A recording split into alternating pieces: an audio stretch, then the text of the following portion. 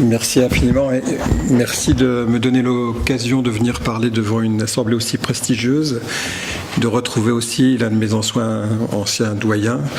Je crois que l'introduction qui vient d'être faite est vraiment tout à fait en ligne avec la démarche qui est la démarche du Collège français d'anesthésie et réanimation que je vais essayer de vous détailler brièvement pour vous montrer comment les sciences cognitives, l'apport des psychiatres, des comportementalistes, etc., sont venus impacter considérablement la façon que nous avions de regarder le problème de la qualité et de la sécurité des soins en anesthésie. Évidemment, j'ai des conflits d'intérêts puisque je préside un organisme dont c'est la vocation de s'intéresser à ce genre de problème. Donc, au départ, le collège que j'ai le plaisir de présider regroupe une société savante et des syndicats et des enseignants qui, collectivement, se disent qu'il faut avoir une démarche orientée vers la qualité pour la formation des professionnels. Et donc, on va créer ce collège français d'anesthésie et réanimation avec une logique qui va être très tôt la logique des anesthésistes. C'est une logique de type formative et non pas normative. On veut emmener la totalité de l'équipe vers quelque chose qui soit une amélioration soit de sa santé, soit de ses caractères professionnels, avec des techniques initialement qui sont tout à fait classiques, banales, d'amélioration de la qualité, avec identification de risques, recherche d'analyse de causes, puis élaboration de solutions. Alors, tout naturellement, cette réflexion s'est inscrite dans le projet de la Haute Autorité de Santé, qui a mis en place, comme vous le savez, l'accréditation des spécialités médicales à risque, et donc nous avons eu une activité très important de déclaration et d'analyse de ces événements indésirables. Je dirais que l'ensemble des efforts conjugués de la société savante, du collège, de tous les groupes qui travaillent en anesthésie, a permis d'amener la sécurité de l'anesthésie à un niveau qui est un niveau proche des systèmes ultra sûrs, donc avec un progrès qui a permis de diviser par exemple la mortalité d'un facteur 10, alors qu'on multipliait par 10 le nombre d'anesthésies conduites. Et pourtant, nous ne sommes pas arrivés à atteindre le niveau de sécurité dit idéal des systèmes ultra sûrs, comme l'industrie nucléaire ou l'aviation civile. Et si on prend l'exemple des erreurs médicamenteuses sur lesquelles on travaille depuis une trentaine d'années, eh bien au bout de 30 ans, au bout de beaucoup d'efforts, elles sont toujours présentes, ce qui nous a amené à réfléchir sur la pertinence de notre modèle ou sur la nécessité de l'enrichir avec d'autres approches. Et en fait, nous avons considéré assez rapidement, enfin nous et avec l'aide de la littérature et d'autres groupes, que l'ambition d'amener les soins vers un système ultra sûr était une ambition qui n'était pas réellement en harmonie avec la volonté de la société qui nous impose des pressions de production, des objectifs qui sont en contradiction parfois avec la volonté d'avoir un système ultra sûr. Et nous avons tout à fait eu le plaisir de regarder des modèles comme les modèles des militaires, de l'industrie chimique, par exemple, ou de l'automobile, où on a mis en œuvre les mêmes méthodes que les systèmes ultra sûrs, et pourtant on n'est pas arrivé à un niveau de qualité de sécurité comparable à celui de l'industrie nucléaire. Pourquoi ? Parce qu'il y avait une transaction, une acceptation de risque, parce qu'il y avait une volonté de production, une incapacité à modéliser la totalité de l'équation. Et donc, nous nous sommes dit, comment faire maintenant pour progresser, pour essayer de continuer à avancer ? Il nous fallait essayer de comprendre comment amener non seulement nos praticiens à un niveau d'experts, mais comment intégrer cette expertise dans un système qui est un système complexe et un système qui en fait est incertain. En réalité, nos sociétés savantes qui font des recommandations partent du principe qu'on est dans un système idéal et qu'on est parfaitement bien placé pour les appliquer, ce qui est en fait rarement le cas. Et quand on regarde les éléments qui caractérisent la démarche qu'il faut ajouter pour aller vers un système ultra sûr, eh bien, il faut arriver à développer une notion de travail en équipe, d'acteurs équivalents, qui permettent de considérer qu'on va avoir une adaptabilité qui sera maximum. Et évidemment, au-delà de ces recommandations que nous appliquons nationalement ou internationalement, s'est imposée la nécessité de travailler sur des domaines réduits, des domaines proches du terrain, pour essayer de comprendre comment les acteurs prenaient leurs décisions médicales. Et en fait, on s'est assez rapidement aperçu que notre approche traditionnelle de qualité et de sécurité était focalisée sur l'analyse des causes, et conduisait invariablement à mettre en place de nouvelles politiques, de nouvelles procédures qui en fait ne changeaient pas, amélioraient la situation, mais ne la changeaient pas de manière radicale parce qu'elles négligeaient le côté aléatoire, incertain, ambigu de la prise de décision médicale qui était réalisée dans des conditions qui n'étaient pas parfaites parce qu'on arrivait dans une chaîne, certains acteurs avaient pris des décisions, d'autres en prendraient d'autres après nous, et donc on n'arrivait pas par notre seule action à contrôler la qualité et la totalité du processus. Et c'est là que nous nous sommes tournés vers des psychologues, des médecins du travail, des psychiatres pour essayer de comprendre comment on pouvait avancer un petit peu sur ces problèmes. Et effectivement, très rapidement, est apparue la nécessité de conjuguer à l'analyse classique de prévention des risques l'analyse des facteurs humains de la performance et les dimensions physiques et émotionnelles qui touchent les soignants pour essayer d'améliorer un petit peu les choses. Alors nous avons mis en place une commission qui s'appelle la commission SMART, santé des médecins anesthésistes réanimateurs au travail. Dans un premier temps, tout simplement parce qu'on était interpellé assez tôt par le problème du suicide dans la communauté médicale. Et nous avons commencé à développer des outils traditionnels qui nous ont amenés à rencontrer des gens en dehors de ce domaine médical. Et bon, évidemment, on n'a pas fait de choses originales. On a mis en place un numéro vert avec des psychologues, des psychiatres. On a commencé à travailler avec des spécialistes du bien-être au travail pour développer des outils d'accompagnement des professionnels. Et nous avons commencé à mettre en place un système dit d'autotest pour que les praticiens puissent venir et évaluer leur niveau de stress, de fatigue, de compétences, d'addiction, etc. On l'a fait d'abord sur un échelon individuel, puis sur un échelon d'équipe, parce que ça correspondait mieux à la façon de travailler des anesthésistes. Et nous avons développé des outils pour venir en aide à ces collègues, donc là encore, toujours fondés sur ce que nous enseignaient les gens qui venaient des sciences humaines et sociales. Ça a conduit à une première campagne relativement large qui se développe internationalement, où on a mis l'accent sur la nécessité pour les médecins de se préoccuper de leur santé et de ne pas rester dans de l'autodiagnostic, dans l'automédication. On a eu le plaisir effectivement d'être rejoint par de très très nombreux organismes institutionnels et cette campagne a prospéré, mais très rapidement on s'est dit ça n'est pas suffisant, il faut aussi travailler sur les éléments émotionnels qui vont affecter la prise de décision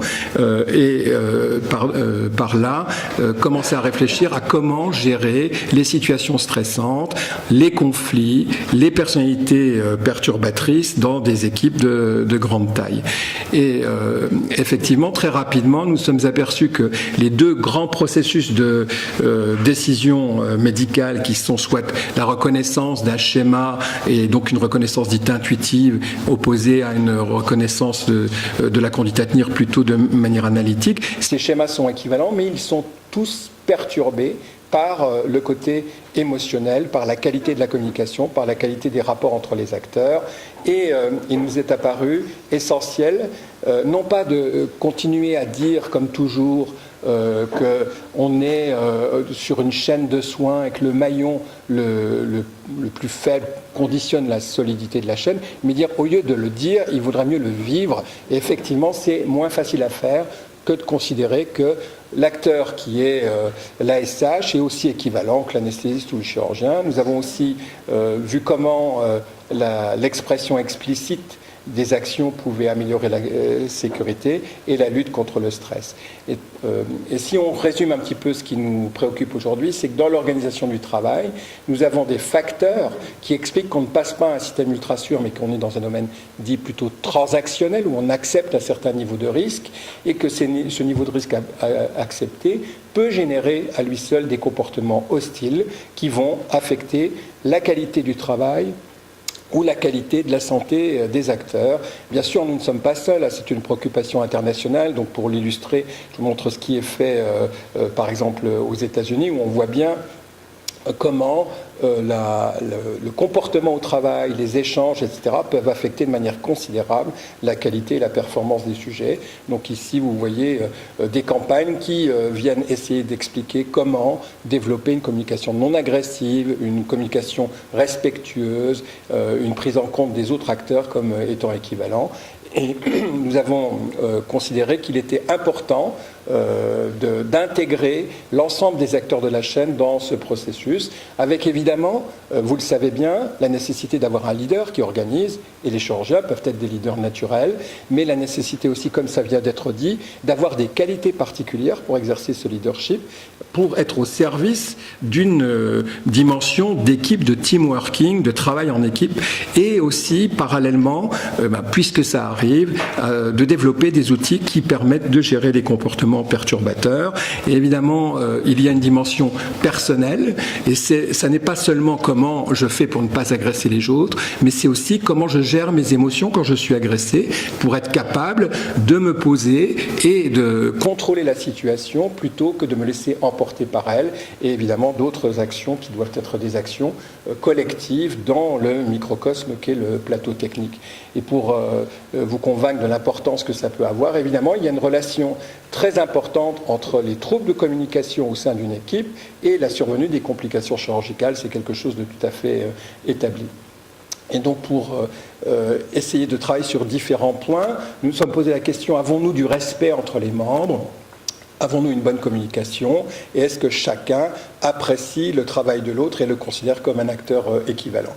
Et très rapidement, s'est imposé la nécessité de développer des démarches de communication non violentes dans les équipes, de manière à essayer d'aider à gérer la situation agressive, la situation de stress, qu'elle soit inhérente à ce qui se passe dans le bloc opératoire ou liée à un comportement perturbateur. Bien évidemment, ces exigences de communication non verbale, etc., sont destinées à régler les problèmes psychosociaux qui s'imposent dans les équipes, et il y a effectivement la possibilité de développer des stratégies de communication qui sont appliquées dans des tas de domaines, mais qu'on peut très facilement appliquer au sein de nos blocs techniques.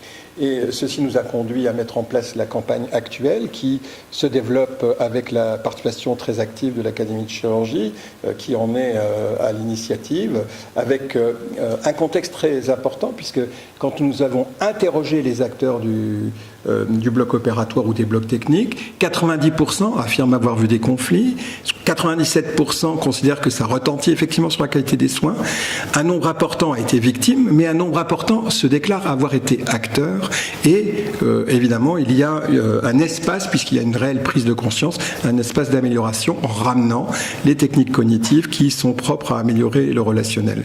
Donc l'objectif est bien sûr dans cette campagne de proposer des outils maintenant qui sont dérivés de ce que nous apprennent donc les spécialistes de la communication, de la psychologie du travail, avec la volonté de développer des outils qui vont nous permettre de gérer à chaud l'agression, comment ne pas se sentir agressé, comment intervenir pour essayer de limiter une agression dont on est témoin, avec des fiches de réaction immédiates, guidées vers notre propre sentiment ou vers la technique d'amélioration, et puis comment se préparer pour agir à froid, avec le développement donc de programmes de simulation, de training à ce type d'action, et aussi avec des pratiques du type REACT d'analyse de conflits au travail. Voilà, je crois qu'il est essentiel pour nous maintenant, si on veut continuer sur ce chemin d'amélioration, de faire converger nos approches traditionnelles de gestion des risques avec la réalité des environnements qui réclament une adaptabilité des professionnels de santé. Il nous faut donc allier les approches rationnelles avec l'apport des sciences humaines, développer la culture de travail et la culture d'équipe, utiliser des outils qui nous permettent de réellement construire et non pas discourir sur la notion d'acteur équivalent. Et évidemment, ceci trouvera toute sa place si en même temps la société est capable de définir quel est le niveau de transaction. Est-ce qu'elle est d'accord pour gérer un niveau d'activité qui nous permette d'aller vers un système ultra sûr, ou est-ce qu'on va garder une pression de production et que cette pression de production devra donc nous conduire vers un système simplement de haute résilience qui devra être accepté et défendu par la société pour ne pas mettre les acteurs en danger. Je vous remercie de votre attention. Merci beaucoup. Je pense que c'est vraiment extrêmement important qu'on se penche sur ce problème de conflit qu'on peut avoir et de mal-être au travail et au bloc opératoire en particulier quand on voit le niveau qu'on atteint de temps en temps. Moi, j'ai une réflexion par rapport à la première partie de votre exposé où vous voulez tendre vers le système ultra sécuritaire. Je pense qu'il y a un facteur qui est de résistance, c'est que les médecins, dans leur essence, ont un contrat personnel avec leurs malades et donc ils se sentent responsables de leurs malades et ils n'ont pas encore intégré la notion d'équipe, la notion de personnes égales, comme vous disiez, dans les fonctions. Et c'est pour cela qu'on n'est peut-être pas compliant avec tous les protocoles, on n'est pas compliant avec toutes les règles qu'on peut mettre dans les protocoles parce qu'il y a le facteur individuel qui dit que moi je peux faire peut-être mieux, je peux faire différemment. Et je pense qu'il faudrait qu'on cultive cette qualité chez les médecins de se sentir tous dans une chaîne de soins, à égalité avec les autres praticiens. Je pense que ça, c'est vraiment très important parce qu'on a des caractères forts dans les blocs opératoires qui, de temps en temps, vous l'avez évoqué, nuisent à la qualité des soins et sont à la source d'erreurs.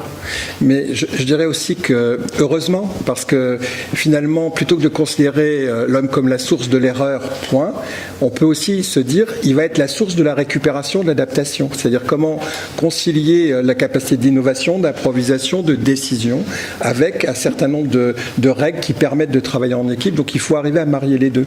Et je pense que les chirurgiens qu'on voit dans les blocs opératoires, ils ont des qualités qui leur permettent de penser qu'ils vont réussir leur geste opératoire. Il faut avoir cette conviction quand même, donc il faut avoir cette force, mais il faut certainement aussi l'accompagner avec d'autres dimensions, si c'est possible. Oui, Monsieur Cron. Oui, je voulais vous féliciter en tant qu'anesthésiste pour le progrès extraordinaire de votre spécialité, puisque j'ai connu des médecins généralistes qui donnaient l'anesthésie dans mon jeune temps. Vous êtes arrivé à une maturité presque totale, mais vous analysez aujourd'hui le problème du conflit au bloc opératoire qui est majeur, car le chirurgien, pour être en sécurité, repose sur son aide opératoire, sur son instrumentiste s'il en a une, sur la penseuse et sur l'anesthésiste. Et si l'équipe ne se connaît pas bien, si on n'est pas habitués à travailler ensemble, c'est là où commencent les problèmes et l'angoisse du chirurgien. Donc je crois qu'il faut œuvrer là-dessus parce que depuis que les départements d'anesthésie sont séparés du département chirurgical, se posent des problèmes de timing au bloc opératoire, de retard d'arrivée du malade, de problèmes de brancardage, du chirurgien trop lent qui finit pas son programme opératoire à temps pour laisser la place, et puis un programme qui va commencer dans l'après-midi et que le département d'anesthésie va trouver trop long et ne va pas vouloir forcément intégrer dans le programme. Voilà les quelques facteurs sur lesquels je voulais insister. Je pense que votre remarque est tout à fait excellente, mais c'est bien le problème de la pression de production qui est mise sur le système, parce qu'effectivement, aujourd'hui, on voit bien avec les problèmes démographiques, avec la lourdeur des techniques, qu'un certain nombre de malades vont être repris. Il va y avoir une chaîne de soins.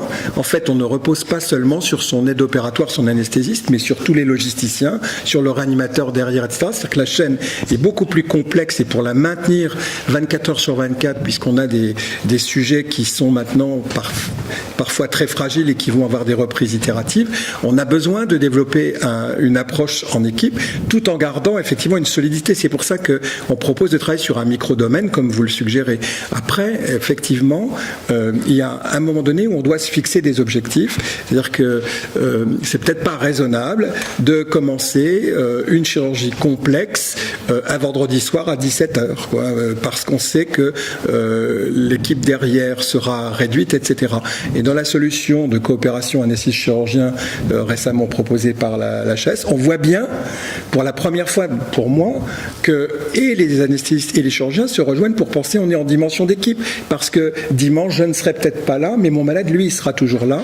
Et l'exigence du malade, c'est qu'on ait un système qui le sécurise sur tout son parcours, même quand on n'est pas là. Donc je crois qu'on doit avancer dans ce sens-là. Merci. Merci, François Richard. Oui, je veux vous féliciter pour votre présentation et vous poser une question, parce que à propos de la pression qu'il y a de l'extérieur, et notamment l'anesthésie, on l'a bien vu, puisque pour des problèmes démographiques, il y a eu une diminution et une difficulté maintenir les équipes qu'il y avait historiquement entre les chirurgiens et les anesthésistes qui se connaissaient. Les problèmes démographiques de l'anesthésie vont s'améliorer dans les années qui viennent. Et je vais vous poser 2 questions. C'est est-ce que vous avez intégré ou vous allez intégrer ce changement au point de vue démographique des anesthésies dans l'organisation? Et 2, comment faire comprendre, notamment aux directions des établissements de santé, la nécessité d'avoir un nombre de personnel suffisant pour permettre cette notion d'équipe? Alors, évidemment, je crois qu'on est tous dans la même démarche. Donc, la discipline d'anesthésie-réanimation a intégré anesthésie-réanimation et médecine périopératoire dans son intitulé pour bien marquer sa volonté. Il va falloir reconstruire des habitudes parce que nous avons à peu près 3% de mortalité dans les services de chirurgie en post-opératoire en dehors du bloc. Donc, on a plus de mortalité maintenant en dehors. Il faut arrêter la compétition sur le contrôle des lits ou je ne sais pas quoi pour qu'effectivement on retourne comme acteur avec les chirurgiens et on ne peut pas travailler sans un chirurgien quand on fait de l'anesthésie-réanimation chirurgicale. Je crois et c'est pareil dans les 2 sens. Donc il faut qu'on y aille. Il va falloir effectivement qu'on fasse comprendre aux administrations que si on développe l'ambulatoire, on ne va pas pouvoir faire une économie en personnel comme c'est attendu, parce que les gens qui vont rester dans l'hôpital, eux, ils vont être encore plus lourds qu'avant. La densité de soins va être énorme et on aura besoin d'être collectif là, pour arracher les moyens. Mais la volonté de notre société, c'est bien celle-là, c'est de travailler avec les chirurgiens. Et c'est le souhait des patients. C'est incontournable de penser que les patients vont exiger qu'on aille s'occuper d'eux, pas seulement dans le bloc opératoire, que le chirurgien et l'anesthésiste continuent à travailler. Les anesthésistes qui disaient « je m'occupe des 24 premières heures », c'est pas défendable. Je crois que non. Oui. Quels sont pour vous, sur le plan organisationnel, les moyens de remédiation, d'intermédiation, parce qu'il y a ces situations conflictuelles à l'intérieur des équipes, sans aller vers un signalement plutôt qui peut devenir délatoire et peut-être surajouter à la conflictualisation du rapport entre les gens. Quels sont, est-ce qu'on peut bien trouver les moyens, quelqu'un qui souffre à l'intérieur d'une situation, à qui s'adresse-t-il? Comment fait-il pour trouver peut-être auprès de la société savante, des intermédiaires de l'hôpital, des gens qui sont des avocats et des médiateurs, et capables de recréer un climat positif? Vous avez raison, je crois qu'aujourd'hui, il faut vraiment que les gens se saisissent de cette problématique en disant, dans l'équipe chirurgicale, dans l'équipe d'anesthésie, qui a le leadership de la médiation, etc. Moi, je ne crois pas qu'on va trouver la solution chez les administratifs. Je crois que c'est chez nous qu'il faut aller la chercher. Quand on voit aux États-Unis, maintenant, dans le cursus de chirurgien, dans un certain nombre d'académies, on demande une formation à la gestion des conflits dans le curriculum des gens. Il faut qu'on mette la même chose en anesthésie-réanimation. La même chose en chirurgie en France. Et puis ensuite, il faut utiliser toutes les ressources, tous les espaces de communication qu'on a avec ce type de pratique. Les organismes d'accréditation, le soutien de l'Académie de chirurgie à la campagne qu'on fait, c'est pour créer un socle.